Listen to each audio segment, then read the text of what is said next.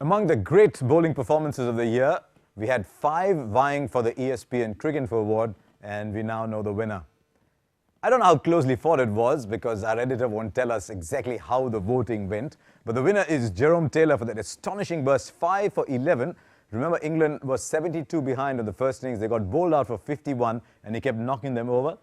Jerome Taylor, not seen very often in 2009, but he produced a performance that mattered. Yeah, one look at that performance and the impact it had on the match eventually, because what you're looking at is first is the number, whether that is impressive. With Sehwag, the number was impressive. And then you look at the effect that performance has had on the match, and that's a tremendous effect to have with that spell. So he had a lot going for him there. Jerome Taylor, I think I may have voted for him too. You may have. What do you make of that? Jerome Taylor. It's a fair call? Yeah, I think it's a very fair call because it was a match that looked as though it was probably going to go on and be a draw. And the rest of that series, all the matches were drawn. And just with that one spell and knocking over top order players and actually knocking them over, hitting the stumps to get half a side out and in a game that your team goes on to win and pretty well because of that performance.